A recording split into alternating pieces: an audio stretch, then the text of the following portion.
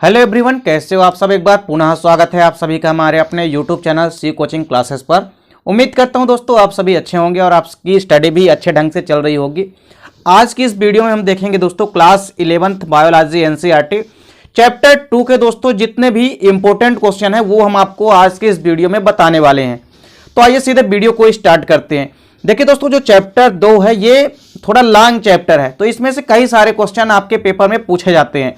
तो देखिए सबसे पहला क्वेश्चन है कि प्राकृतिक वर्गीकरण, कृत्रिम वर्गीकरण यानी आर्टिफिशियल क्लासिफिकेशन और नेचुरल क्लासिफिकेशन तथा साथ ही साथ जाति वृत्तीय वर्गीकरण, इन पद्धतियों को समझाना है। देखिए बेसिकली जो वर्गीकरण की पद्धतियां हैं तो मुख्य रूप से वर्गीकरण की तीन ही पद्धतियां हैं। प्राकृतिक वर्गीकरण, दूसरा है कृत्रिम वर्गीकरण और तीसरा है जाति वृत्तीय वर्गीकरण। तो देखिए आपसे पेपर में कोई भी वर्गीकरण पूछ सकता है।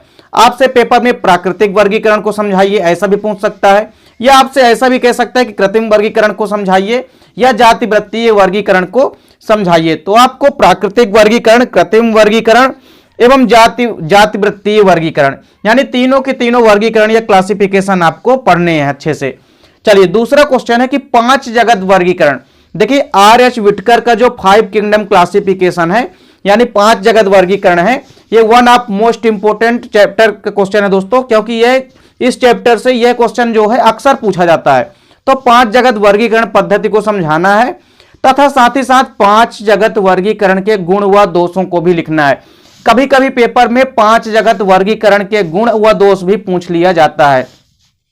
अगला क्वेश्चन है कि एक जीवाणु कोशिका का नामांकित चित्र बनाना है, यानी जो बैक्टीरियल सेल है तो एक किसी बैक्टीरिया कोशिका का नामांकित चित्र बनाना है। तो एक जीवाणु कोशिका का नामांकित चित्र, यह भी क्वेश्चन पेपर में आपसे पूछा जा सकता है। अगला क्वेश्चन है कि कवकों के सामान्य लक्षण लिखिए। देखिए कवक होते क्या हैं और कवकों के कुछ जनरल कैरेक्टर यानी कि सामान्य लक्षण आपको बताने हैं। अगला क्वेश्चन है कि जीवाणुओं में सामान्य लक्षण। देखिए जीवाणुओं के यानी बैक्टीरिया के सबसे पहले तो सामान्य लक्षण आपको पता होने चाहिए, क्योंकि आपसे जनरल कैरेक्टर पेपर में किसी भी क्वेश्चन का हो, किसी भी टॉपिक का जनरल या सामान्य लक्षण आपको पता होना चाहिए, क्योंकि सामान्य लक्षण पेपर में सबसे पहले देता है। चलिए इसके अलावा जीवाणुओं में प्रजनन कैसा होता है। जीवाणुओं में प्रजनन की जो विधियां हैं, जीवाणुओं में प्रजनन आपको अच्छे से पढ़ना है, क्योंकि जीवाणुओं में प्रजनन भी कभी कभी पूछा जाता है। और जीवाणुओं में पोषण क्रिया को समझाइए तथा साथ ही साथ जीवाणुओं में जिस प्रकार का पोषण होता है आपको पोषण भी समझाना है। अगला क्वेश्चन है कि ग्राम धनात्मक तथा ग्राम ऋणात्मक जीवाणुओं में अंतर बताना है। देखिए जो जीवाणु या बैक्टीरिया होते हैं मुख्यतः 2 प्रकार के होते हैं, ग्राम धनात्मक और ग्राम ऋणात्मक। तो आपको ग्राम पॉजिटिव और ग्राम नेगेटिव जीवाणुओं के मध्य अंतर बताना है। यह क्वेश्चन भी पेपर में आपके आ सकता है।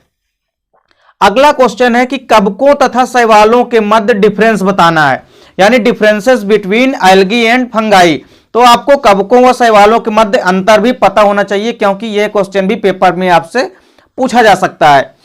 अगला क्वेश्चन है कि जीवाणु भोजी का नामांकित चित्र बनाइए, यानी जो बैक्टीरियोफेज होता है दोस्तों इसका नामांकित चित्र बनाना है। तो बैक्टीरियोफेज या जीवाणु भोजी की संरचना जो है ये कई बार पेपर में पूछी भी जा चुकी है। तो दोस्तों यहाँ पे जितने भी क्वेश्चन दिए गए हैं चैप्टर 2 के, उम्मीद करता हूं कि आप सभी इन क्वेश्चनों को अच्छे से पढ़ेंगे, और यदि आप इन क्वेश्चनों को अच्छे से तैयार कर लेते हैं तो डेफिनेट तौर से आपके पेपर के एनुअल एग्जाम की तैयारी आपकी अच्छे से हो जाएगी। तो उम्मीद करता हूं दोस्तों वीडियो पसंद आई होगी। और इसके पहले दोस्तों हमने चैप्टर 1 के भी इंपॉर्टेंट क्वेश्चन प्रोवाइड करा दिया है, यदि अभी तक आपने नहीं देखा तो आप प्लेलिस्ट में जाकर के देख सकते हैं। उम्मीद करता हूं दोस्तों वीडियो पसंद आई होगी। दोस्तों वीडियो अच्छी लगे तो लाइक और कमेंट कीजिएगा, साथ ही साथ दोस्तों के बीच शेयर कीजिएगा। मिलते हैं दोस्तों नेक्स्ट वीडियो में, तब तक के लिए जय हिंद, वंदे मातरम।